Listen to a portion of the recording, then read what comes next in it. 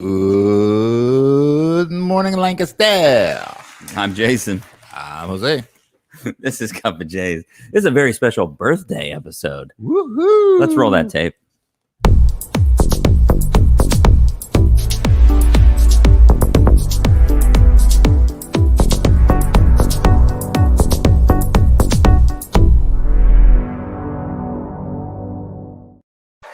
That's right. Happy birthday.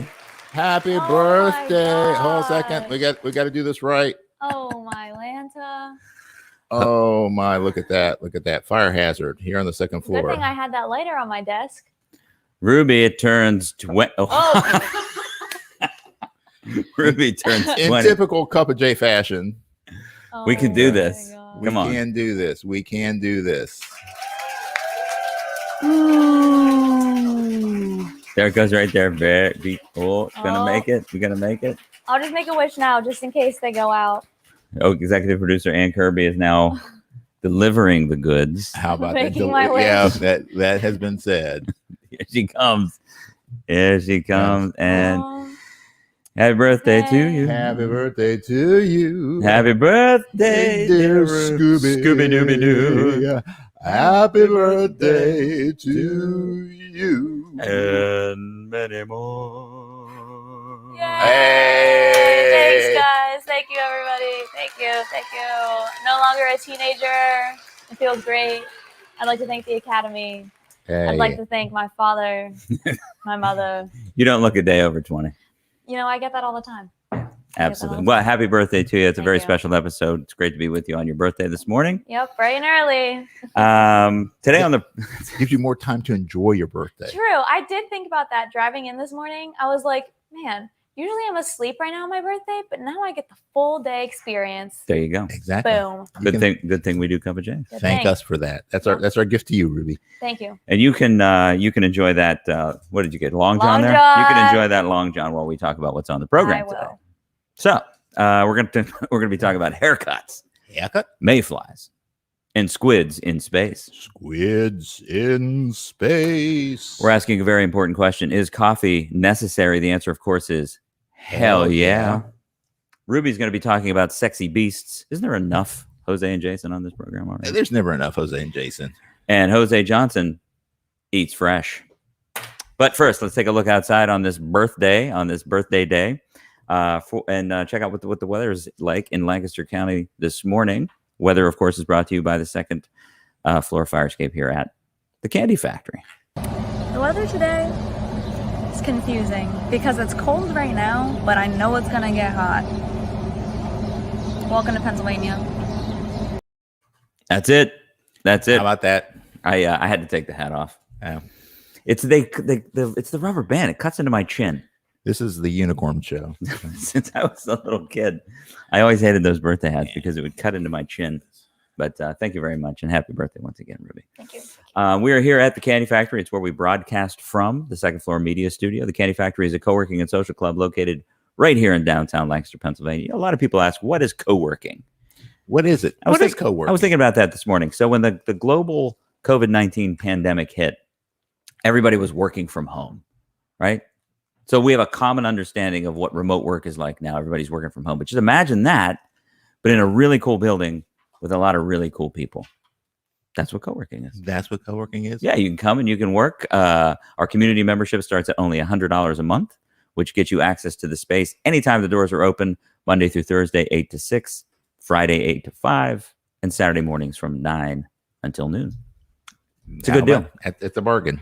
Coworkinginlancaster.com for all the details. You can schedule a tour, come check it out, and explore the Candy Factory. What we get to work in every day, Including the wonderful second floor media studio. right here. Mm-hmm. That's right. Now, what is our question of the week? What is your favorite birthday tradition? So, what do you do every year on your birthday, or perhaps what is done to you every year. Every year on your wait for the statute of limitations to pass on that one. What is your favorite birthday tradition? Do you have a birthday tradition? Is there anything that you do every year on your birthday? When I was living in Harrisburg, I used to have a tradition. Oh yeah, yeah. I would go to there was a really great Mexican restaurant, and I would go there on my birthday, and I would buy myself a glass of a very expensive tequila. Hey, there you go. And that was it. Same restaurant, same tequila. Did they know it? Did they know, like, when you walked in, it was like, hey? Yeah, the bartender, if he was working, he knew what I was after. There you go. 1 year they didn't have it, so I was a little disappointed. But would you wear a sombrero or anything? I would not wear a sombrero. No. The sombrero is over here. There you go. Mariachi guy. Ruby, is there anything that you that you do every year?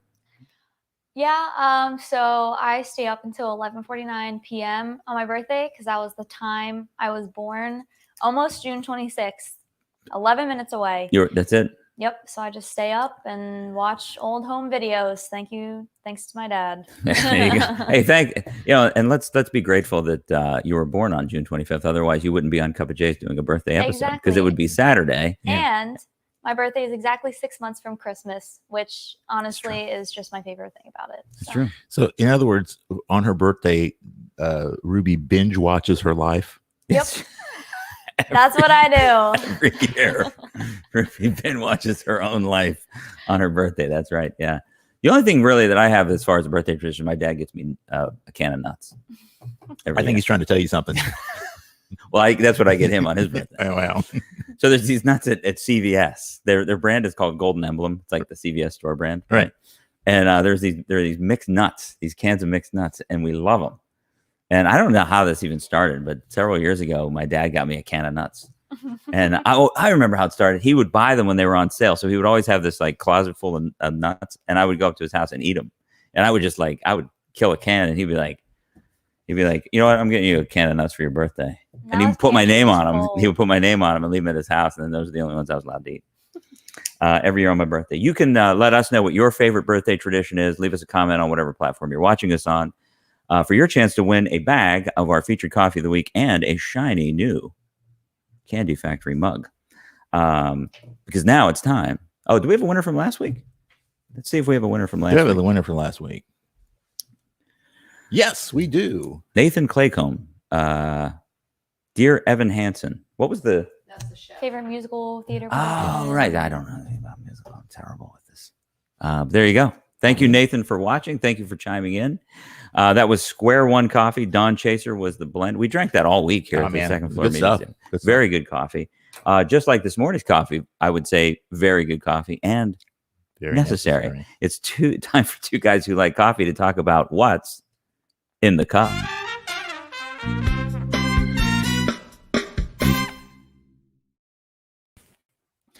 Our coffee for this week comes from Necessary Coffee. And this is their Columbia, which says tastes like toasted nuts and chocolate, which is an accurate description for you? Accurate description. Hints of chocolate? Yes. Hints of toasted birthday nuts? Hints. Fresh from the Andes, it even says. It's a wonderful 100% Arabica coffee, medium roast. And this brought to us by good friends at Necessary Coffee. And I think we'll be enjoying this for a few days for sure. Yeah, we'll be definitely enjoying it for a few days. We love to drink the featured coffee all week here on the second floor media studio of the Candy Factory. Passenger Coffee was launched by Necessary. All right, let me start that again. Rewind. Necessary Coffee, which is very necessary, especially right now, was launched by Passenger Coffee September 2019. And their whole mission is to bridge the gap between these really high-priced boutique coffees like the boutique blends and and the average guy who just wants to buy a really good bag of coffee. So they're helping producers by purchasing the coffee that isn't necessarily the boutique bean, but they're making a specialty coffee that's affordable. Yeah. And to be honest with you, necessary. So you can check that out. Roasted right here in the great city of Lancaster, Pennsylvania. It's good stuff. Thank you very much. So where did that week go? I don't know. Where did it go? I have no idea. But we're going to be talking about haircuts. Where else? Haircuts, mayflies, and squids in space. Mm-mm-mm. Let's talk about haircuts. There was a great story in our local newspaper, LNP, written by Anaya Thomas this week. It was actually about something that happened in May.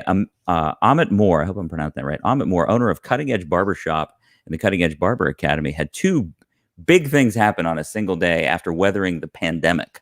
On May 6th, he was waiting for a visit from the National Accrediting Commission of Career Arts and Sciences. Basically, what they were going to do was approve his barbershop academy to allow students who get federal financial aid, which is big, right, for an organization like that. Right.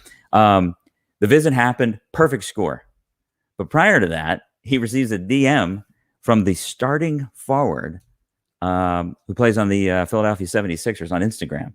Gets a direct message from Tobias Harris. I don't really know much about basketball, but Tobias Harris sends him a DM. Yeah.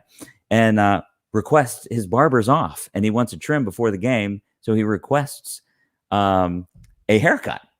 And so Amit Moore, he finishes the day, gets a perfect score, drives an hour and 15 minutes to Tobias' house in the greater Philadelphia area, and gives him a haircut. Hey, isn't that great? That's a great story. Like what an awesome story. That's a day you're not gonna, That's it, right? Yeah, a day that goes down. So it's May 6th is when that happened, and he apparently has been cutting hair. His first time he went to a barbershop was in 9th grade. By 11th grade, he's cutting hair, and by 21, he opened Cutting Edge Barbershop on East King Street. That's at 901 East King Street. That was back in 2005, and he opened the academy in 2017. That's located on West Orange Street, on the 100 block of West Orange, 114 West Orange. You can visit cuttingedgebarbershop.com to learn more about the barbershop. Make an appointment. You should make an appointment. I should. Yeah. Actually, I think I did go there for my wedding, just to get get my beard trimmed and shaped up. There you go. I'm sure you don't spend a whole lot of time in the barbershop. I used to when I had hair. Were you a lot of hair guy? Did you ever have it long? I had long hair. I had a rat tail. We gotta find some photos of this. We gotta find some photos. I had an afro that was like huge. Yeah, definitely, man. I was styling. What are you talking about? All right. Well, congratulations, and all the best to you, and thank you to LNP for a great story that came out this week. Another great story in LNP this week. Well, I don't know if this is a great story, but I got one thing to say. Cicadas schmacadas, because we have in Lancaster County, the mayflies have arrived.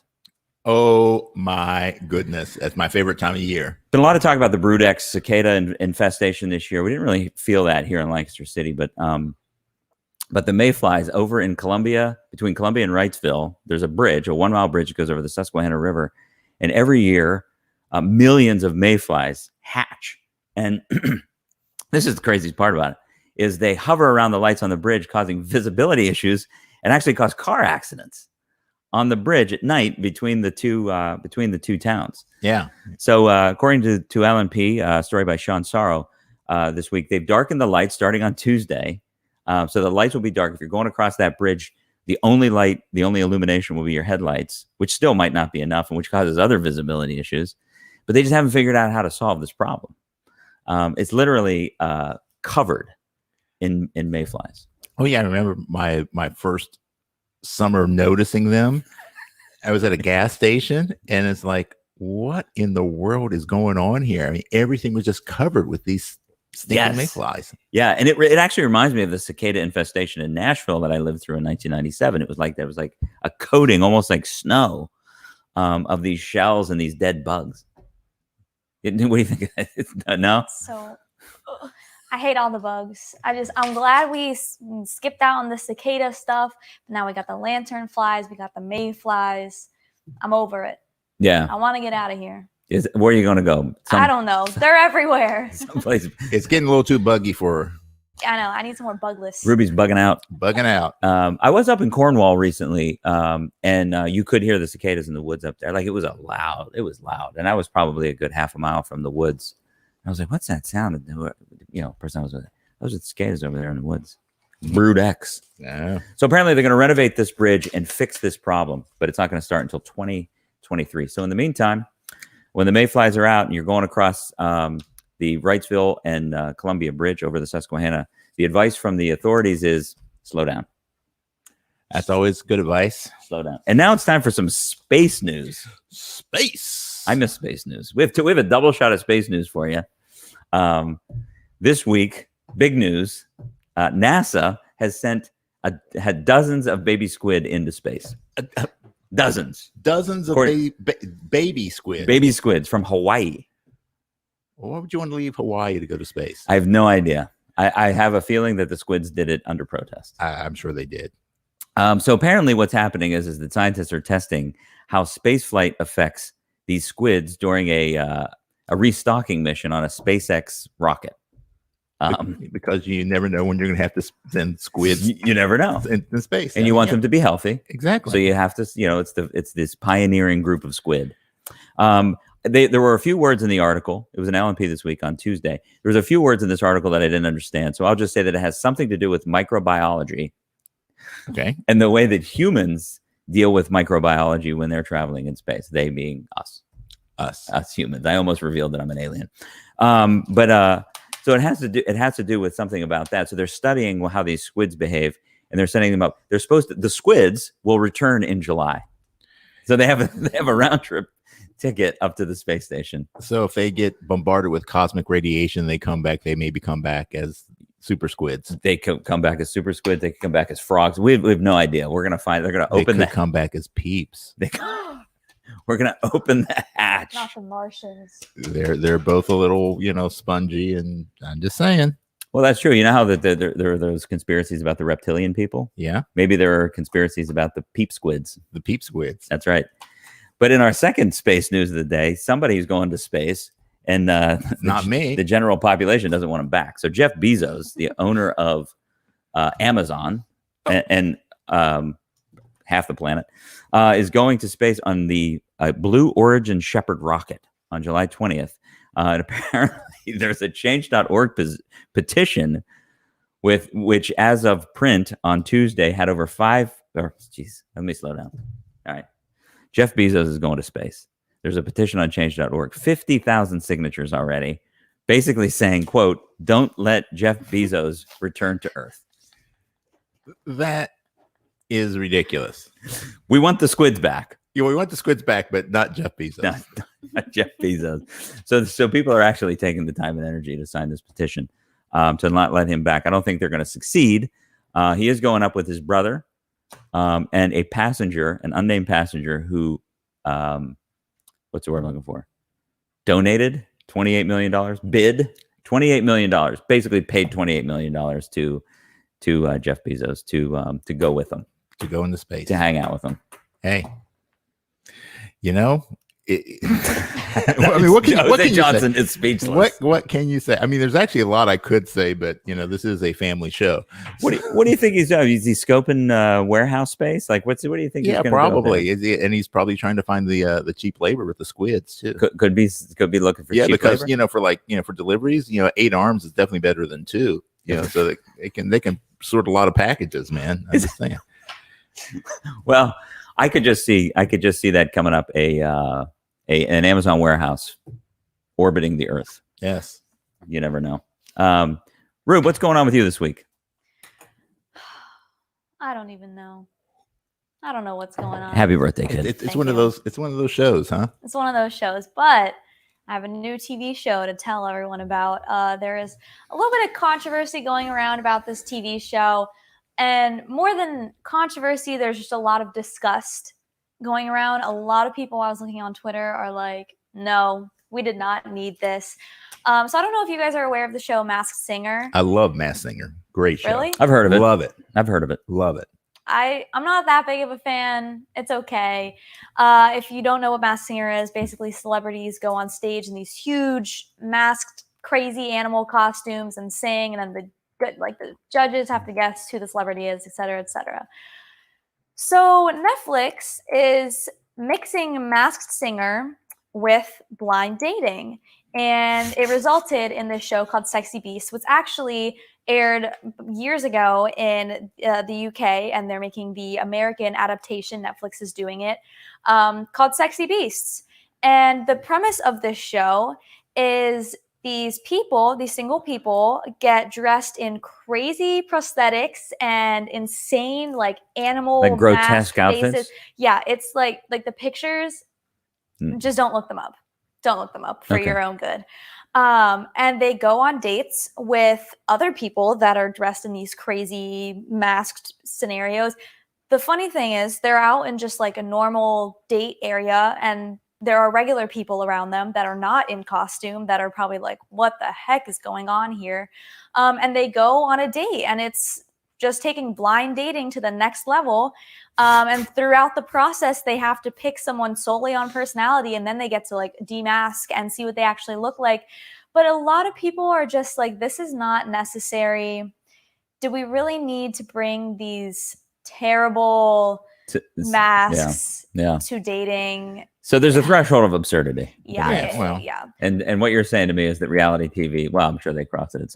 Well, I think they cross it at The Bachelor and The Bachelorette. I think that's like the most ridiculous programming I've ever seen in my life. But so we are way past. We have shot Yeah. in a Jeff Bezos sanctioned rocket way past the threshold. The line is here. Sexy Beasts is like way way out there. over the line, but it airs on Netflix July 21st. I'm definitely going to be watching. As absurd as it is, I cannot stay away from this crazy reality TV. It's my guilty pleasure. So I will be watching Sexy Beasts. Developing story here on Developing CUPPA J's. story. I'll let you all know how it goes, but I don't have Please. high hopes. yeah, it would be bad if you like, you get picked and you take off your mask and your date goes, can you put the mask back Yeah, on? like put it back on. Yeah, put it back on, please. Oh my gosh. Well, thank Yeah. you for letting us know about Sexy Beasts. I'm Yep. sure it'll be a hoot. Cannot wait to watch. Hoot and a holla. You can let us know when is that? July 21st. July 21st. Dropping on Netflix. Developing Mm. story. Sexy Beasts. And speaking of Sexy Beasts, my friend Jose Johnson is here. Hey now. Hey, Jose- I've even got the animal print shirt on, Hey. Ow! And it's Jose Johnson has been eating fresh. Now, tell us what's going on out there in the world. Well, there has been a little bit of an uproar recently regarding Subway. That's right. Eat Fresh chain. This has to do with a class action lawsuit that was recently brought up against them. A journalist by the name of Julia Carmel. She wrote about this, and there's been some complaints about the tuna that's used in the Subway tuna sandwiches. And she actually paid an independent laboratory, to do DNA testing on the tuna. Okay. And the results, the lab reported back that either the meat was too processed to be identified as tuna, or that there was no DNA. Yeah, no There's actual tuna. no tuna in the sandwich. Now, Subway, of course, has said this is a meritless lawsuit, and says that DNA tests are not reliable in identifying denatured DNA because it's been cooked. So, Okay. So that's their fallback. But they did find out that the tuna was 7% Italian. But anyway, this is not the first time Subway has dealt with any kind of problems. And this is all legit here. You can check this out. In 2020, the Irish government, Ireland has this value-added tax, and bread is exempt from this tax because it's considered a staple. Okay. But the bread can't have sugar, fat, or bread improvement compounds in it over 2% of the weight of the flour. Okay. That makes sense. So if it goes above this, then it's no longer bread. Subway's bread has 10% sugar by weight. 10%. Yeah. So by the Irish definition, it's cake. So it can't be considered a bread. So it was valued. You had to be taxed. And of course, Subway fought that, but they lost that battle. But that wasn't even actually the only controversy with the bread. They were actually sued in 2013 after a viral video showed that the foot long was not a foot long. How long was the foot long? I don't know, so something like 11 inches or something like that. Yeah. So, so they couldn't call it a foot long, because that's false advertising. And then later, 2014, a petition was signed and requesting that they remove the chemical azotic carbonide which is was part of their recipe, which is actually a chemical that's found in yoga mats. Wow. So Can you get it on the side? Can you can get that. Yeah, you can get that on the side now. Yeah, so you can do down dog and take a bite while you're out there. But yeah, so they're no strangers to controversy when it comes to the content of the food. Now, what I found most interesting, and this is where I called in our crack team of investigative reporters. Yeah, they're busy. They're busy. They're very busy. They're busy. When they're not dealing with space, they're dealing with sandwiches. And they found that there were 3 additional big discoveries from the recent DNA test. Wow. That were run on Subway sandwiches. 3. So, 3, not just about the tuna. Let's hear them. All right, here's the first one. In a test of the Italian club, they have found conclusive evidence of where Jimmy Hoffa is. There you go. It's all right. Yeah. Bring me number 2. Number two. They actually did find. So this was promising news. They found that the sandwiches actually met and exceeded the daily recommended amount of fiber. Oh, okay. So you get all the fiber you needed out of the Subway sandwich. Although further testing did reveal that it was actually an error that was caused by a technician failing to remove the paper wrapping off of the sandwich. It's always somebody. And number 3. Number three. This is actually more good news for those of you who are vegans. Vegans out there. Vegans. Yeah. The roast beef and cheese sandwich is actually part of a vegan diet because there is no evidence of any meat or animal byproducts in that sandwich. Boom. There we go. So that's what the DNA tests show. I'm sticking with the science. Eat fresh. Eat fresh. Thank you, Jose Johnson, for your important reporting, your gift to the internet. You know me. Well, it's Friday, and that means it's time for weekend shenanigans. What do you got going on this weekend, Jose? Ooh, that's a good question. Actually, tonight is grilling out, man. We put the lights out on the deck. We're going to be grilling out. No, Ruby, you're not invited. And then I got to go to a bridal shower tomorrow. You're going to a bridal shower tomorrow. Well, I've got to give moral support to the groom. Got it. Yeah. All right. Well, enjoy that. Yeah. We got some birthday stuff going on this weekend for Ruby, but Lancaster's got Celebrate Lancaster happening tonight. Hey now. Yeah, Celebrate Lancaster. So here's the story. From 98 to 2019, Celebrate Lancaster was a big deal on Queen Street. They'd close the street. Food trucks, live music, fireworks in Binns Park. Well, starting last year, of course, with the global pandemic, they had to change it up. So they mixed it up. And this year, they're following last year's model. Okay. And according to to an article in LNP, it was because they didn't know. They start planning this thing in January. So by April, they still weren't sure what the regulations were going to be. So here's the deal. 5 music trucks roaming around the city. They're going to put some stationary stages around the city as well. Up to 5 other bands are going to be playing in different parts of the city. Food trucks are going to be parked in different neighborhoods in all 4 quadrants from noon until 7 today. And then fireworks in 2 locations in the city after dark. So folks from in the northwest and the southeast will have their own fireworks display going on. And that's happening all day today. We're celebrating Lancaster, ladies and gentlemen. Celebrating Lancaster, celebrating Ruby. It's always the Friday before, the week before the 4th of July weekend. Something like that. Sounds good to me, man. So that's what's happening. Do we have anybody chiming in this week? Any of our viewers chiming in? Question of the week was favorite birthday tradition. Sarah Gellhorn says, Happy birthday. Scoob. Thank you. A happy birthday from Austin Kirby. Oh, thank you. Oh, there we go. Austin likes to eat at Tokyo Diner. That is a birthday tradition. Yeah. Steve Stone likes to listen to Cake by Rick Ross. Oh. There you go. Thank you, Steve Ricky Stone, Ross. for chiming in this morning. Who else do we have? Adam. Top of the morning. From Fenwick Island, Delaware. Oh. Yeah. Top of the morning, Adam. Adam Kaler left Lancaster, ladies and gentlemen. Yes. We can celebrate. Adam has left the building. Let's see. What's his tradition? The person whose birthday it is calls everyone else and sings happy birthday to me. Okay. That's a great one. Thanks, Adam, for chiming in from Fenwick Island. I hope you're doing well down there. Hope you have a great trip. And Carrie Lindell says, hi, Ruby.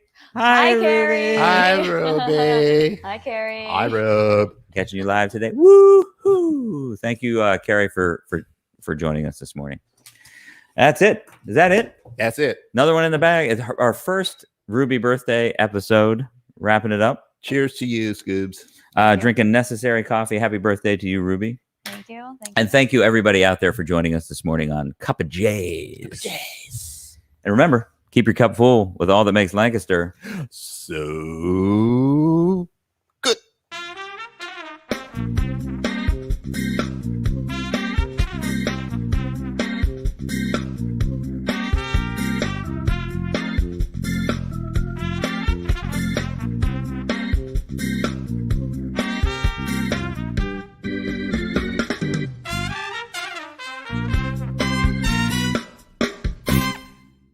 Candy Factory.